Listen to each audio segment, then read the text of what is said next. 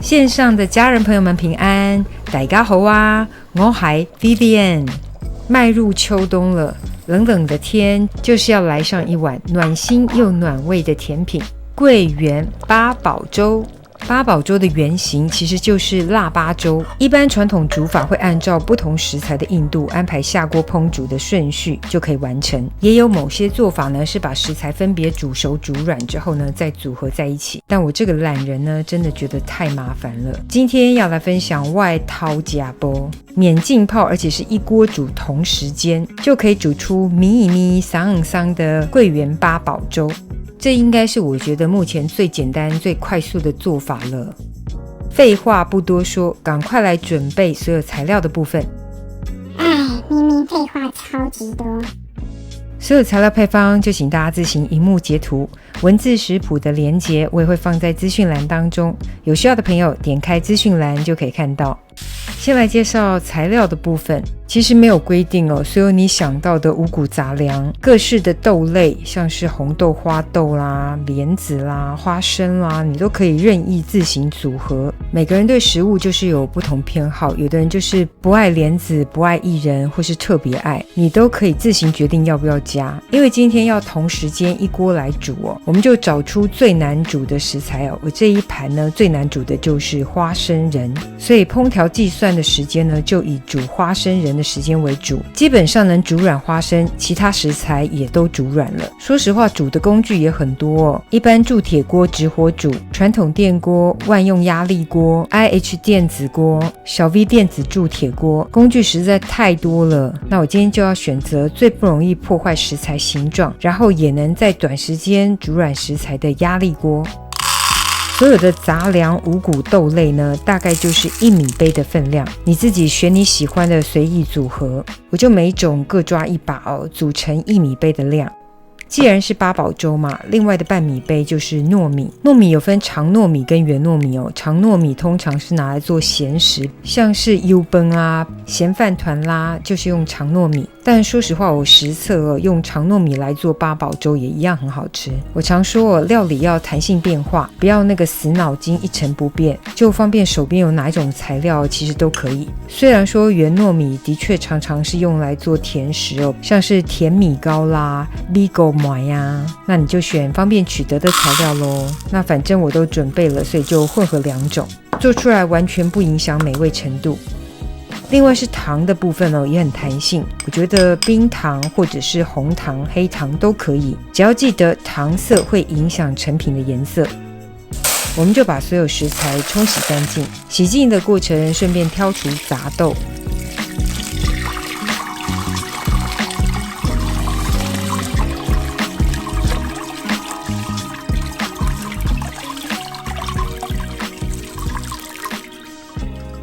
因为会用到快锅，所以我洗干净，完全没有浸泡，也不用做任何前置作业哦，就直接洗干净后沥干水分，放到快锅当中，所有食材全部同时间放入。压力锅的优点就是不会破坏食材的形状，所以这个红枣呢，从头到尾煮到软哦，这么长的时间，整个形状都还是完好如初。一般红枣呢都很怕煮太久味道爆掉哦，用压力锅呢长时间炖煮完全不会。我今天用的是 WMF 的快锅，用其他厂牌的也行，但因为每个厂牌压力值不同，我的时间仅供参考。大滚之后呢，就盖上锅盖，设定最高压。当绿色压力指示线升起2条之后，我们就改小火，计时30到32分钟。如果你是用一般铸铁锅来加热的话，大滚之后改小火慢炖2到2.5小时，绝对跑不掉。那我这个快锅版时间到后呢，关火留在瓦斯炉台上，等待指示线完全下降，自然泄压就算是完成了。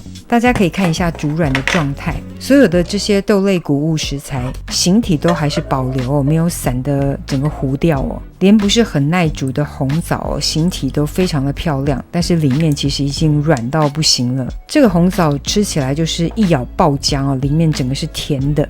每一颗豆子呢都是软绵到不行，但是形状都还是很漂亮。给大家看一下最难煮软的花生仁，已经是超级绵软的状态。这样的花生仁呢，真的是最好吃。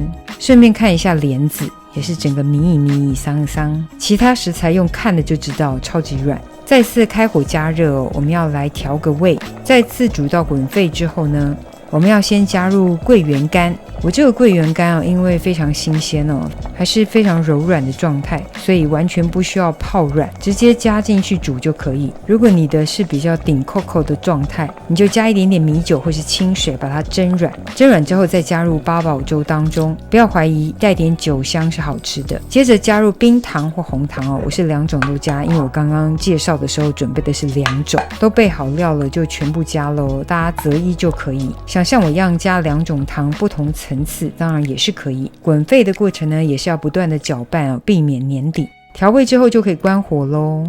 咪桑桑，超级暖心又暖胃的桂圆八宝粥，等你交作业咯。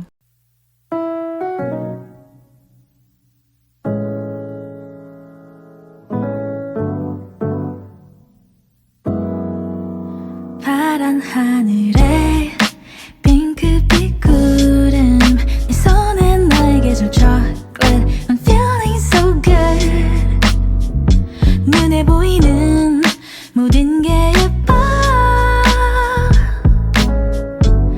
You already made my day 다가와서 꽉 안아줄 때 충전되는 이 느낌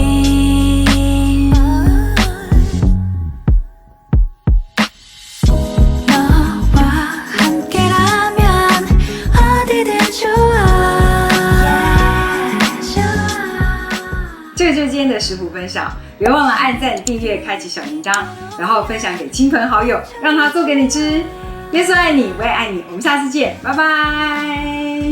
뚜렷한 기억 처음 손잡은 그날 누구 건지 모를 palm sweat We'll never let go